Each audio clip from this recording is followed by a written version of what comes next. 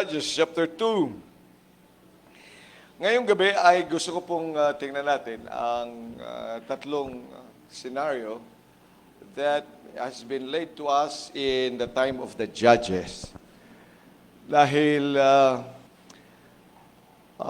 ito po ay nangyayari every generation. And I thank God that you are here para maging makatuwang ng Diyos para hindi mangyari ito in your generation and the succeeding generations. Okay, Judges chapter number 2, verse number 10. Basahin natin, ready, go.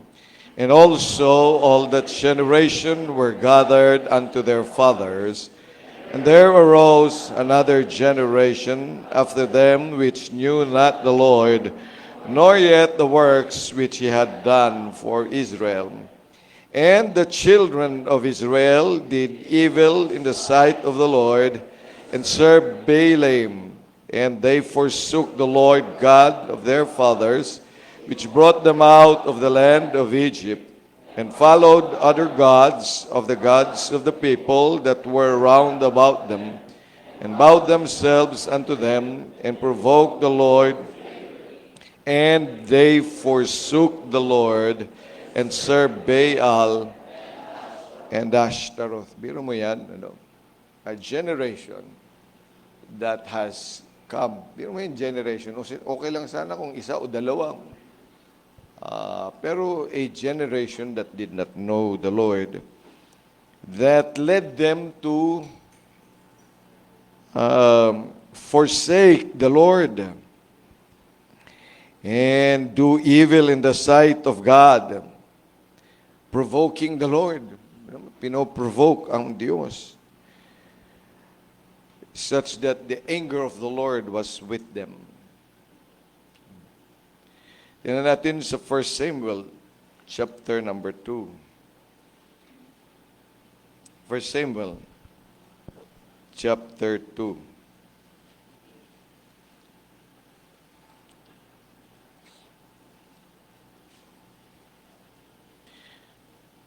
Verse number 12, basahin natin. Ready? Go. Now the sons of Eli were sons of Belial. They knew not the Lord. And the priest's custom with the people was that when any man offered sacrifice, the priest's servant came while the flesh was in seething, with a flesh hook of 3 teeth in his hand, and he struck it into the pan or kettle or cauldron or pot. All that the flesh hook brought up, the priest took for himself. So they did in Shiloh unto all the Israelites that came thither. Also before they burnt the fat, the priest's servant came and said to the man that sacrificed, Give flesh to roast for the priest, for we will eat flesh of thee, but raw. And if any man said unto him, Let them not fail to burn that fat priestly, and then take as much as thy soul desireth, then he would answer him, Nay, but thou shalt give it me now, and if not, I will take it by force. Wherefore the sin of the young men was very great before the Lord, for men abhorred. Bira, mga anak na ng high priest, mga nag-aral sa templo. Sa BHBC ba to? Okay. But because they did not know the Lord, biro mo yung ibang mga totoo ang puso sa paglilingkod. Sabi ng salita ng Diyos, also hated the offering of the Lord.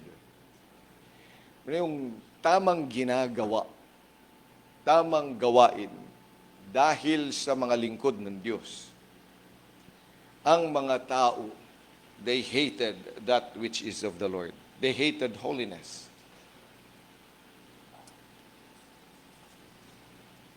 And then, 1 Samuel chapter number 8. 1 Samuel chapter 8. Basahin natin, verse number 1 hanggang doon sa verse number 6. And it came to pass when Samuel was old that he made his sons judges over Israel. Now the name of his firstborn was Joel, and the name of his second Abiah. They were judges in Beersheba.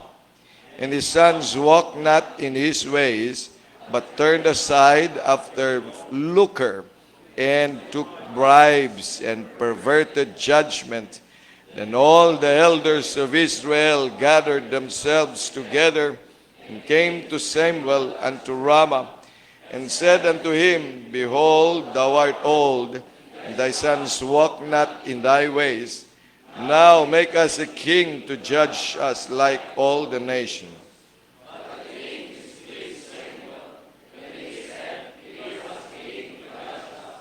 And Samuel, they were ruled by the King of Kings and Lord of Lords. Pero dahil sa kasalanan ng mga namumuno, they wanted to have a king of their choosing. Sila na namili ng hari, samantalang ang hari nila ay ang Diyos ng lahat ng mga Diyos. Ang hari ng mga hari. Alam po ninyo mga kapatid, tayo ay nandito. And I take it by heart that you are here, that you have given your life, you are giving everything, but you see there is always that danger that a generation or the people around us may really be sent to hell just because of our wrongdoing. And that should not exempt us. Kaya, gusto ko pong magsalita sa inyo, medyo mabigat po yung kalooban ng inyong lingkod sa nakikita ko na maaaring mangyari at nangyayari na sa atin, sa ating panahon. Sa biyaya ng Diyos, for many years of teaching dito po sa BHBC, Bible College, binigyan ako ng pribilehyo. I have seen many students and even teachers that have gone astray. At yun po, I take it by heart as a warning to me, and with all humility of my heart and my mind, sana ay maging warning din sa atin. At tingnan natin, consider natin ito. Not out of, yung bang, kasi matagal na tayo dyan, no? Medyo kuminsan ay, medyo mayabang na, di ba? May kaya naman tayo lahat yun di ba kapatid, may kaya ka rin.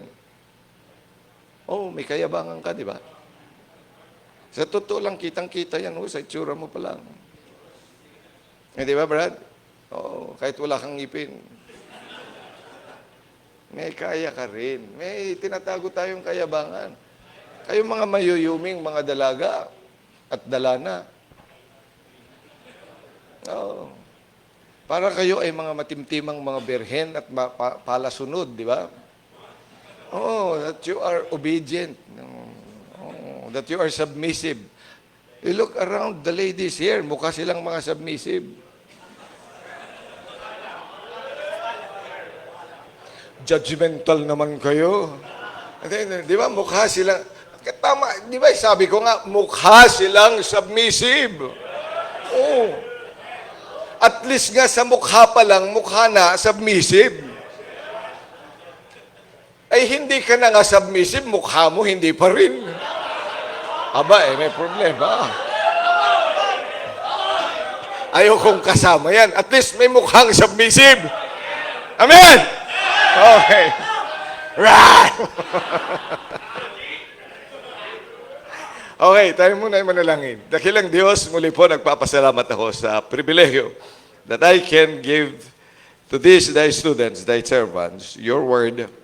At ang hinihiling ko po, Panginoong Diyos, ay sama-sama po ng bawat isa sa amin ay makita ang inyong puso, ang inyong naisin.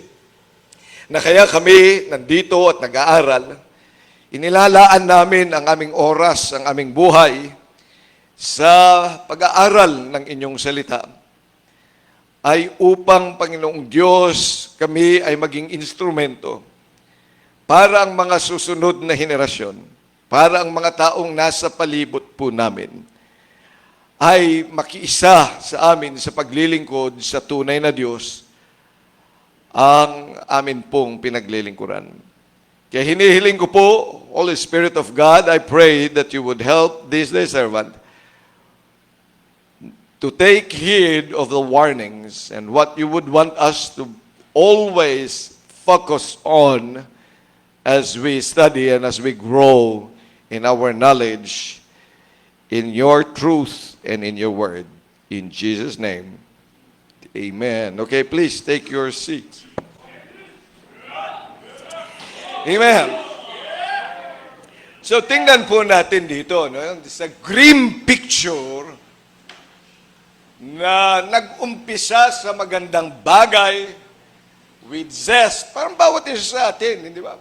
Kitang-kita naman sa inyo eh. Kitang-kita sa bawat naririto ngayon that you seem really to be so eager to serve the Lord and be able to influence others. Amen? Parang hindi yata. Parang nagkakamali yata ako. Ano? Ulitin ko Kitang-kita naman sa inyong mga mukha kayong eager.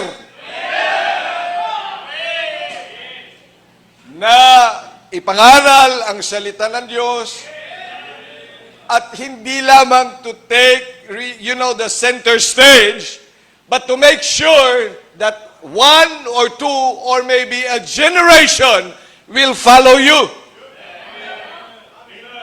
At yan din po naman ang objeto ng college na ito. Kung susumain po natin, bakit ba may Bible college? So that you can be effective, that you can be a leader, so that you can lead people to the service of the Lord. At kahit kailan, lahat ng mga naglingkod sa Panginoon, ay ganyan din po naman. Nag-umpisa diyan. And they really were trained very, yung tinatawag natin, rigorous yung kanilang training. Stricto yung kanilang training. They gave all what they had. Joshua was an example of a good leader. Samuel was that too. And Eli was a high priest. Pero bakit ito nangyari sa mga kanilang mga nasasakupan? Ano nangyari na when they have already reached the pinnacle of their leadership? What has happened? And you see, ladies and gentlemen, ito rin po yung aking prayer. Na baka sa pagdating ng mga panahon, ay ganun din mangyari sa akin. And I cry to the Lord, Panginoon, ayoko mangyari sa pangyayaring ito na nangyari sa panahon ni Joshua. When he has given his life, pero mo yung buhay ni Joshua na in-spend niya kay Moses. Utusan siya dito, here and there. Pero mo yun, hindi siya umalis doon sa gitna ng bundok. Binabantala, yan lang si Moses kung saan siya inilagay. Doon siya nagstay at doon din siya binalikan. At pagkatapos siya, he was under the tutorship of this great man. Si Moses na kanyang leader, hindi nakarating sa promised land. Siya ang nakarating sa promised land. He was able to lead the millions of people who started living from Egypt papunta sana sa promised land. All of those generations that did evil in the sight of God were already dead. And then there's another generation that came into the land. Nakita din nila yun. But why was there a generation that knew not the Lord? Nasaan yun nangyaring yun? Saan yun nagkamali? There is Eli, a high priest. Hindi naman si Eli Soriano yun eh. But Eli was there. At kahit na matanda na siya, that he was still the high priest doing the work of the Lord. Andun pa rin yung mga services. Andun pa rin yung gawain sa templo. Andun pa rin siya naglilid. Naglilid sa mga servant ng Panginoon. And he was there and was faithful doing it. Pero bakit nagkaganito ang kanyang mga anak? Oh, you know Samuel, who occupied at least 3 offices. As a priest, as a prophet, as a priest, and as a judge. 3 offices na yun ang office din ng Panginoong Hesukristo.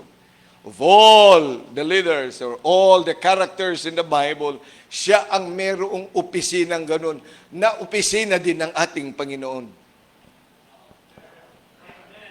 Jesus is the high priest. Jesus is the priest in himself and the sacrifice. Jesus is the King of Kings. So you see, he is of the royalty. Pero bakit nagkaganito ang mga anak din niya? That they did not walk in his way. So that was really the problem in my heart. Saan ba nagkamali, Panginoon? Asan ba doon? So I was praying hard, asking Him to show me, ano ba ang nangyari diyan? That they did not know the Lord? Bakit ganun? Samantalang there is teaching. May pagtuturo nung panahon na yon. Remember, if you look at the history ng Israel, bata pa lang yan, 9 years old pa lang, 7 years old yan, tinuturuan na Shema. Pinamememorya na ang salita ng Diyos sa kanila.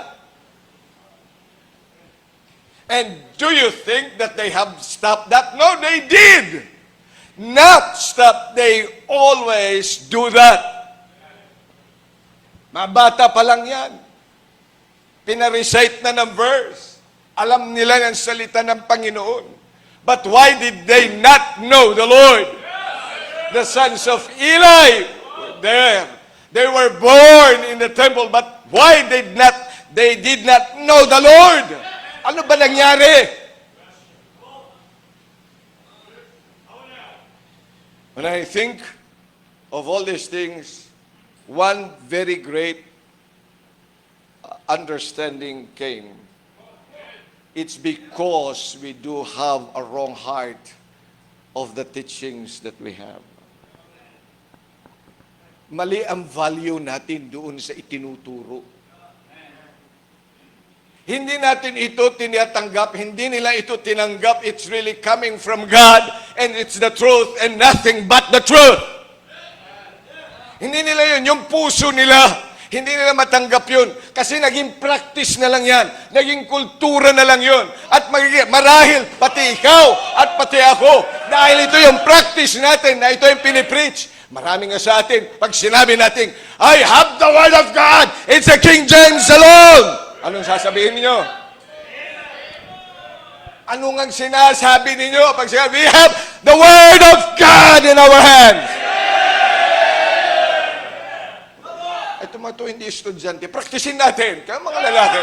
We have the Word of God in our hands. Mas maganda, tumayo kayo, parang Andali ha, wag muna kayo. Ito muna. Kasi itong mga to, ang hirap tumayo. Parang ang bigat ng mga daladala nila sa buhay. Do you have the Word of God?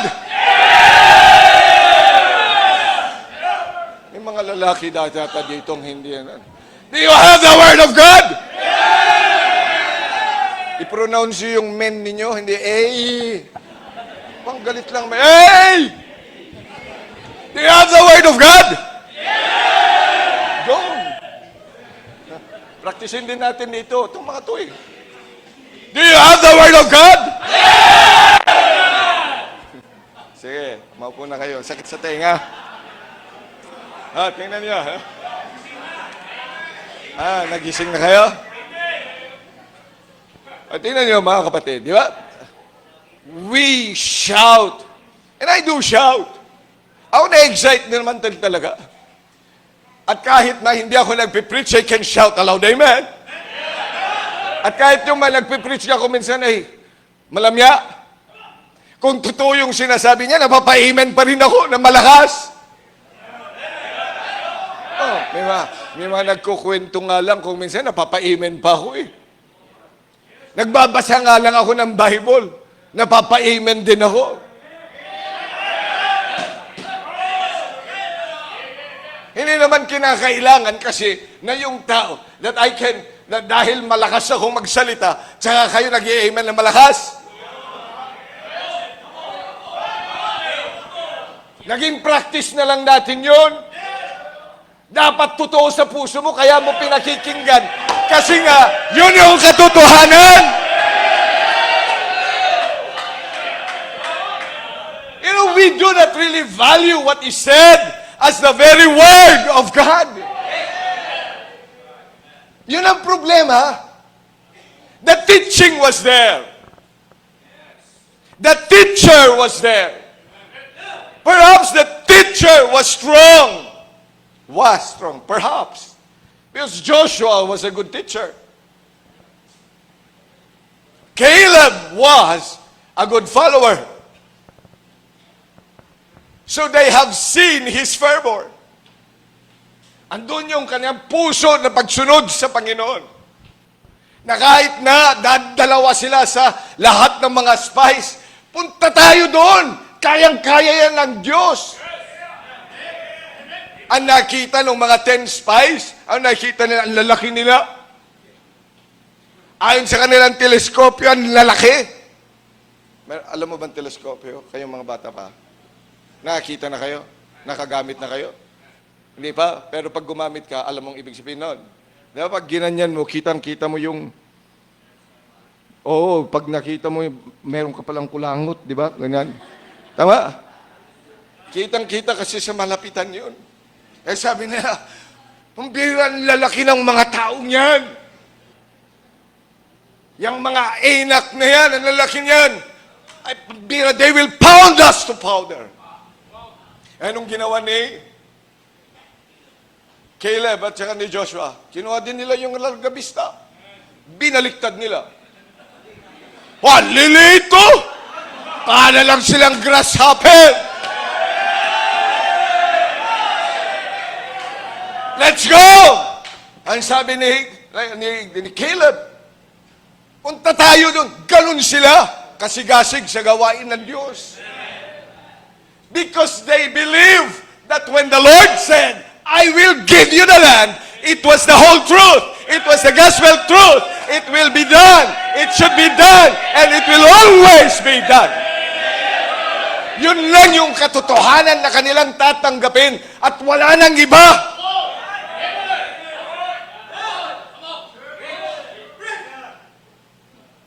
Sa pag-aaral natin, paano kayo mag-aaral? Kung tayo nag-aaral, para lang panpadagdag ng knowledge niyan at pumasa at magkaroon ng sertipiko at sasabihin diploma, GIT, CBE, Baptist Heritage Bible College. Pero hindi mo yan binavalue sa iyong puso that this is the whole truth and nothing but the truth. At ito yung paglalaban ko. Isang araw, lamig ka pa sa bangkay. Nung makarinig ka ng parang mas magaling mag-explain. Nung marinig mo yung mga Calvinist. Nung marinig mo yung mga yan, mga hyper-dispensationalist. Nung marinig mo yung rightly dividing the word of truth. Sabi mo, Bible din yun ah. May mga bagay na hindi natin ma-explain. But we believe that with all our heart. Not because you can explain well that you are true. Explain mo ba well about the triune God? I can only explain the triune God this way. God the Father is not God the Son. God the Son is not God the Holy Spirit. God the Holy Spirit is not God the Father. But these three are one. Yun lang. Ano pang explanation ang gusto mo? Ganito kasi para naintindihan mo. Parang itlog yan. Ay, kita ka ng itlog? Yung itlog may shell. Pagkatapos may puti. Tapos yun. Pero lahat yan ay itlog. Ang tanong, pag tinanggal mo yung shell, itlog pa rin? Itlog pa rin ba? Hindi na itlog pag tinanggal mo yung shell? Itlog pa rin, di ba? Oh, pwede bang ganun sa triune God? Tanggalin mo ang Holy Spirit, di God pa rin? Ay, di, hindi nga. Kaya hindi mo dapat ini-explain yan sa ibang bagay. Because that's the mystery of holiness. That's the mystery of God. When God says it, that's the truth and nothing but the truth. I may have a different perception about it, but that is the truth. Yung mga doktrina na inaaral mo dito, you must value it as the only truth and nothing but the truth.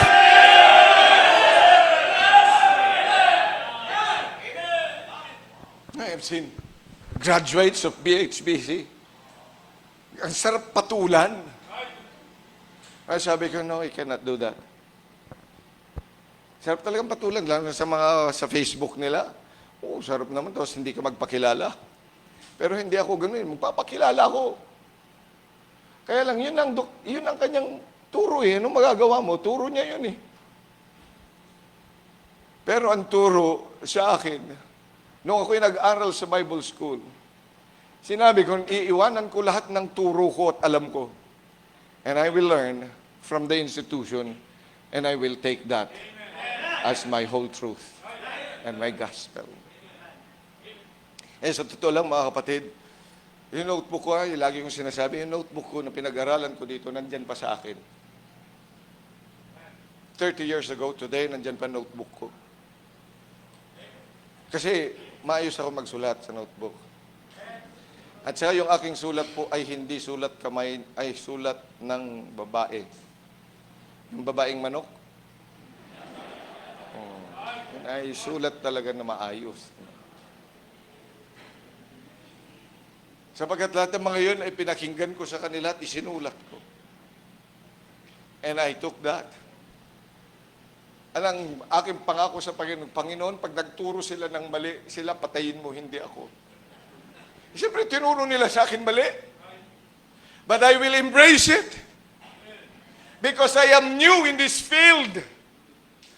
Galing ako sa pag-aaral sa ibang mga lugar, sa ibang mga universidad, at tinuruan ako ng ganito, ng ganyan, ng mga filosofiya, ng mga tradisyon, ng mga pag-aaral sa iba't ibang mga aralin, at mga kasulatan. I have been taught about that, but I am living all these things.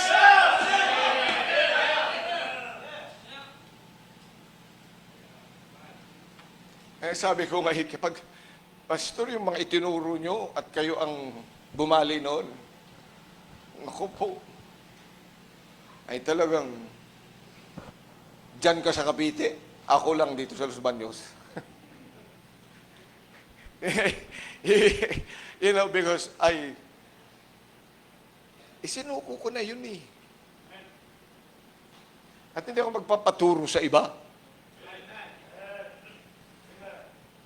Because I am just a new person beginning in the ministry. Marami dito mga may kaya, mga magagaling, mga reader, marunong ng AI. Kaya yung kanyang mga project ay mga AI produced. Marami kayong makukuhang mga idea sa Google. Hey Google, ano ba nangyari talaga kasi kay ganito? Sasagutin ka na. At alam na alam mo na ang mga sagot. Pagkatapos lahat ng i-feed niya sa'yo, akala mo yun ang totoo. Ang tanungin mo, wag, "Hi Google, hello po pastor, may tanong po ako." Yun dapat, hindi si Google. At kung hindi mo matanong si pastor, makinig ka sa kanyang pulpito. At yun lang ang panindigan mo at yun lang ang embrace mo. And treat it as the very truth. Yan mga taga-Thessalonica, hindi ba ang sabi nga ng Panginoon? 1 Thessalonians chapter number 2. 1 Thessalonians. 1 Thessalonians chapter number 2.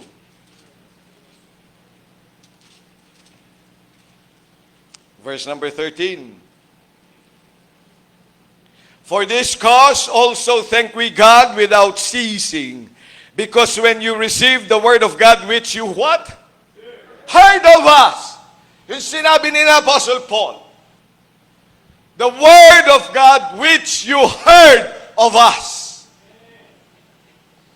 You heard us. You heard us preach the word of God.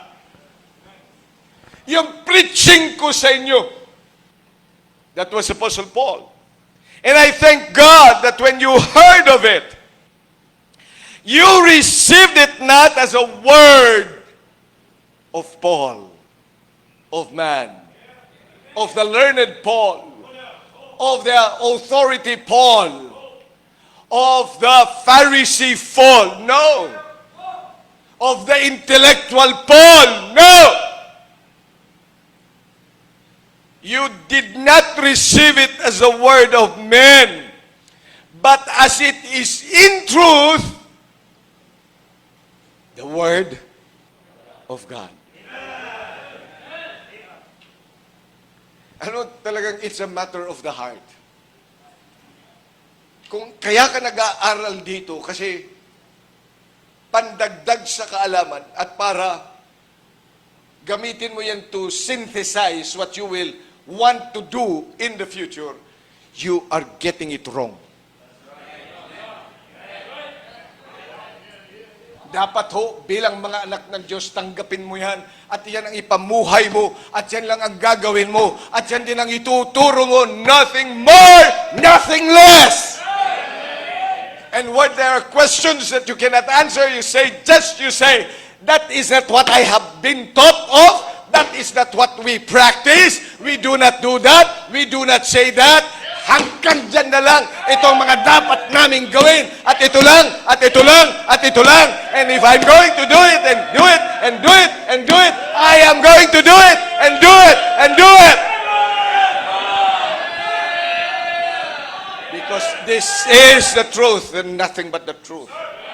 And the truth never changes. And the truth, it will destroy those that are lies. Lahat ng kasinungalingan, bubunyag lahat yan ng katotohanan. Ibubunyag lahat yan ng aking pinag-aralan na tinanggap that I have received from my teachers, that I have received from the institution I came in to learn the very Word of God. See, it's a matter of the heart. Depende kasi talaga yung pag-value natin. You know, magmula doon sa, if you look at their development, magmula doon sa Egypt, pagpasok nila ng wilderness, pero yung ways ng Diyos, hindi nila basta makuha.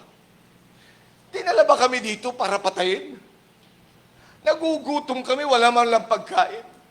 And then the Lord provides.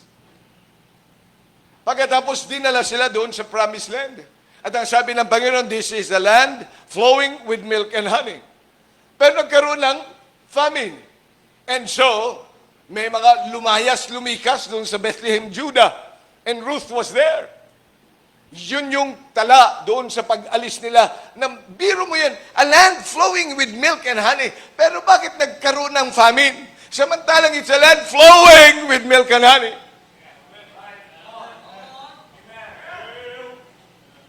But if they have sincerely believed that they are in the land filled of flowing with milk and honey. Sige, kahit pa siguro dumaan tayo sa taggutom at saka tag-init at wala man lang ba tayong makain, let's just stay here because this is where the Lord said. Ang puso kasi nila ay hindi nakaangkla doon sa mga katotohanan kanilang tinanggap. Yung mga notebooks niyo, kumusta? Ano nakasulat dyan? Notes para pampasa ng quiz? Dapat tanggapin mo yan as the very truth. Yan ang practice natin. Diyan lang iikot ang buhay mo. Huwag mong paikutin sa iba. You have to have a heart, a true heart to receive what you have learned. Because there is already the truth. Kung minsan, kailangan kasing mag-adapt. We are now in a new world. Assimilation is the best solution. No, it's not. Sticking to the very basics of the Word of God is what matters most. Because it is unchanging. Ang truth, unchanging. Ang prinsipyo, unchanging. Hindi pwede magbago yan. Magbago ang mga tao, magbago ang panahon, magbago ang lahat ng mga bagay. But the Word of God is immutable. Amen. Kaya hindi ho yan nagbabago. Siguro marahil nagbabago yung ating zest. Mukhang ikaw ay manlalamig kasi paulit-ulit yun. Eh di, check mo yung puso mo, ayusin mo. Para kahit may problema ka, nasa simbahan ulit ako, I have to make sure that, are you happy today? Gusto ko yung tanong na yan eh. Sabi ko, lagi ko naririnig si Dr. Ed Laurena, are you happy today? Are you happy today? Pag nasa Los Baños na ako, paano pag may problema ako, magtatanong din ako noon, are you happy today? But it has become also the truth in me. Kailangan i-remind ko ang sarili ko, I should be happy because the Lord said, rejoice in the Lord always. And again, I say rejoice. You are going to meet the King of Kings. Dapat ay malapat masaya ka.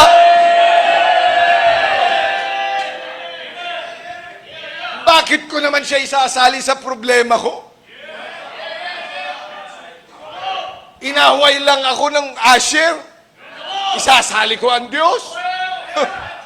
Pagpipray ko yung Asher na matalisod. Ay, hindi. Hindi.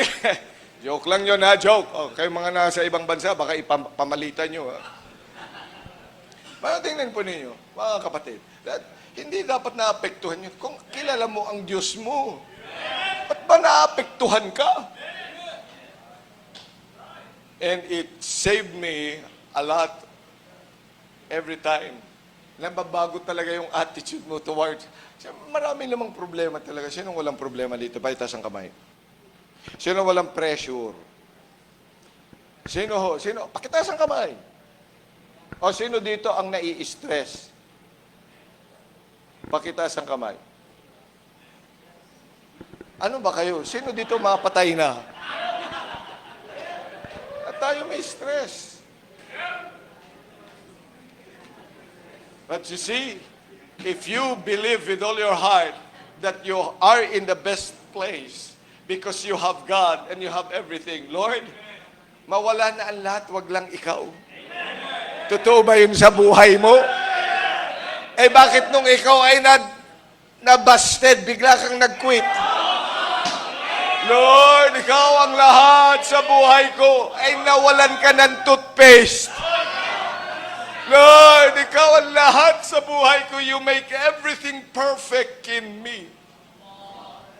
Pagkatapos may problema ka, galit sa iyo si pastor, galit sa iyo yung ganito, galit sa iyo yung sinusulatan mo. Ano? Diba? Oh, pagkatapos bigla kang nag-quit. They do not know the Lord. I hope you know your Lord. Amen?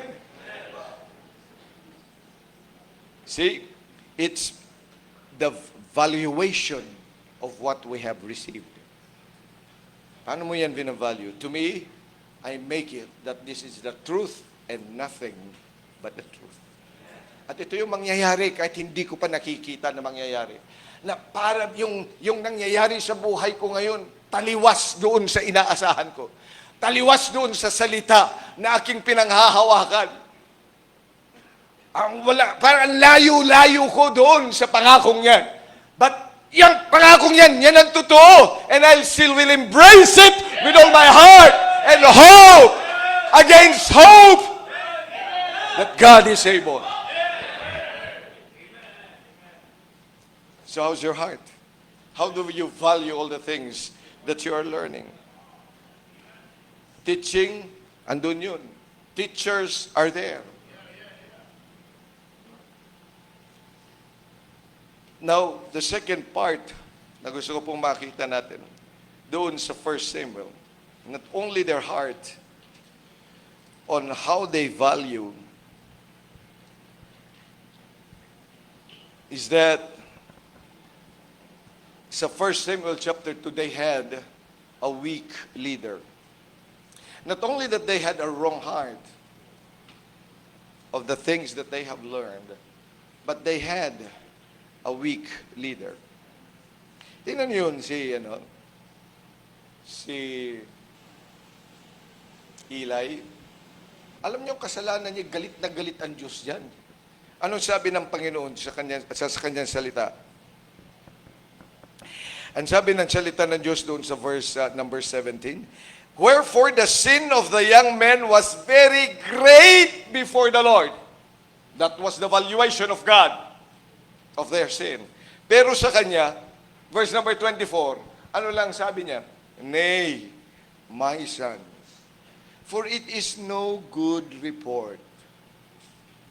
No good report that I hear you make the Lord's people to transgress.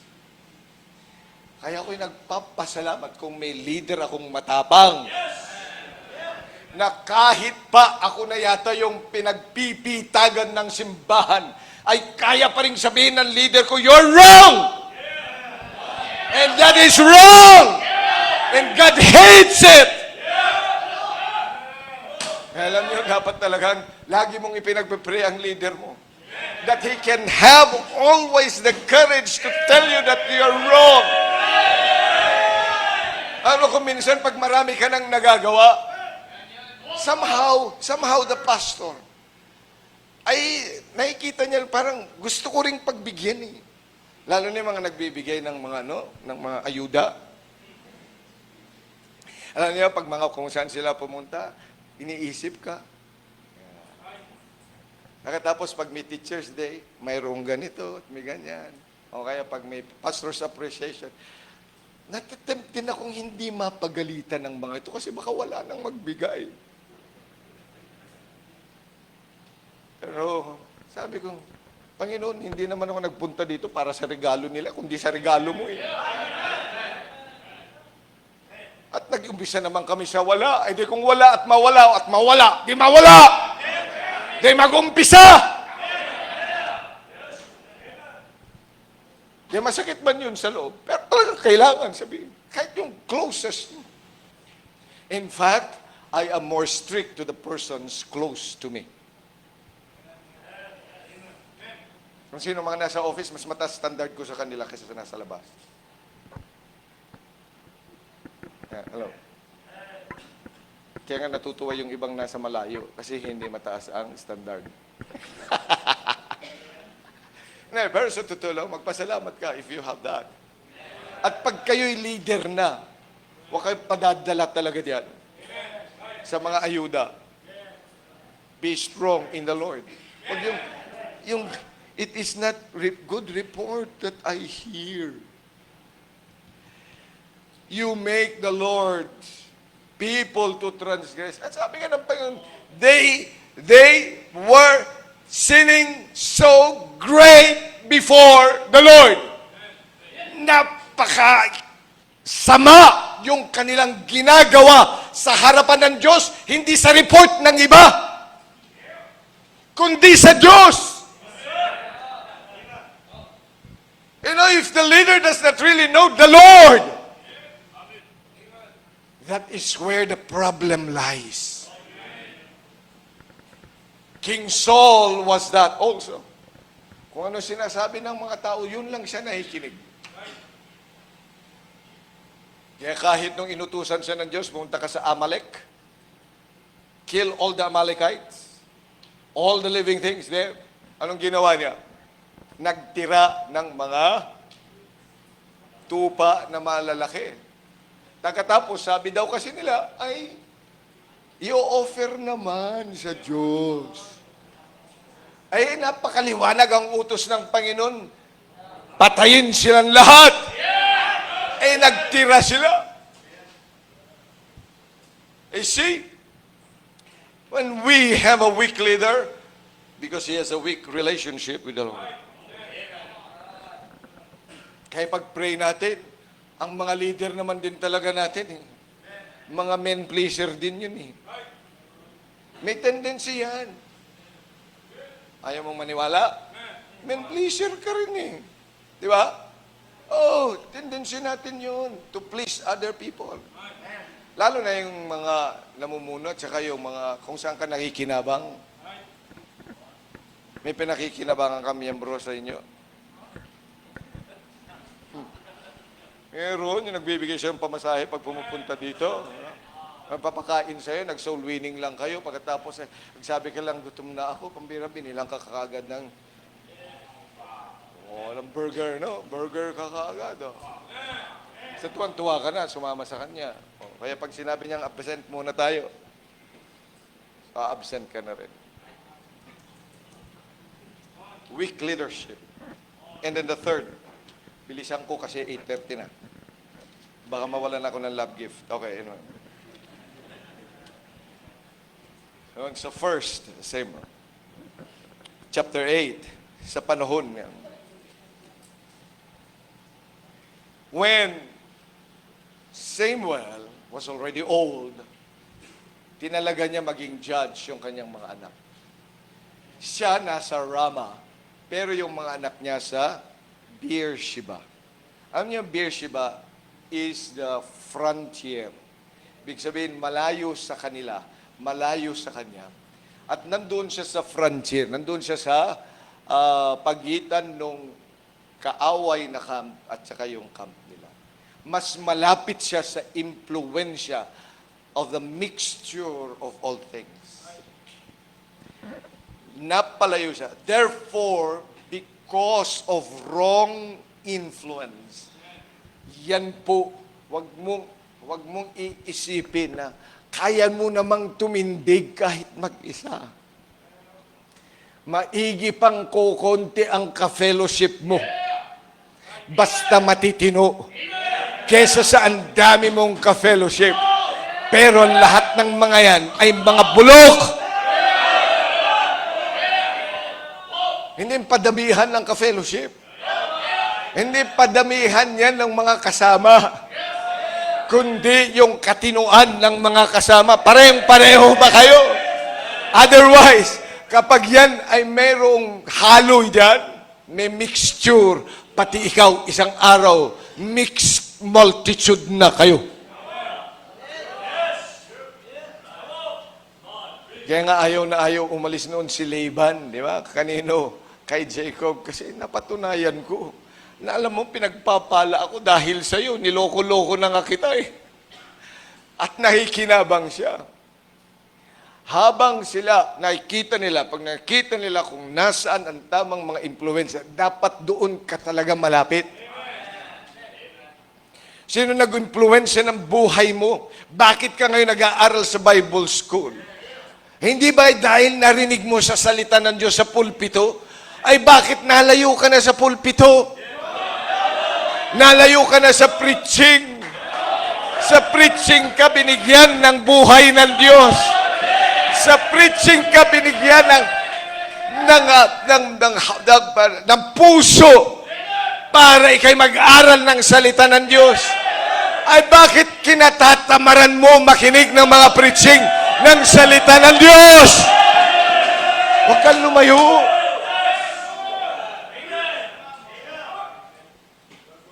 Pero mo, Bible student ka, sa likod ka nakaupo.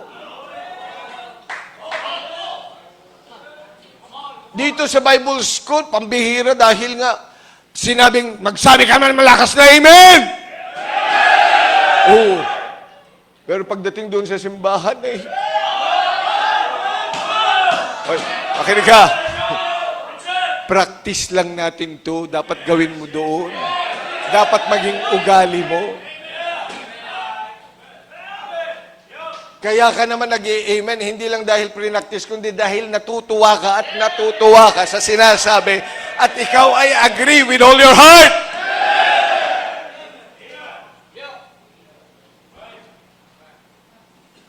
And do not be influenced with others. Do not be with a mixed multitude. Get closer to that which influences you. Kaya ka nag-aaral, kaya ka nagsuko ng buhay ng Diyos, sa Diyos. Because you have heard it from the pulpit of your pastor. And then, listen very carefully. Dahil araw-araw na ginawa ng Diyos, the devil and his cohorts, the world, and your flesh would like you to get out and get another influence. But make sure, because you were called when the pastor preached the word of God, stay there. Stay close. Do not be in a wrong place and influence of your life. Let's all stand up, please. Muli po, dakilang Diyos, maraming salamat sa pagkakataong ito binigay mo po sa amin.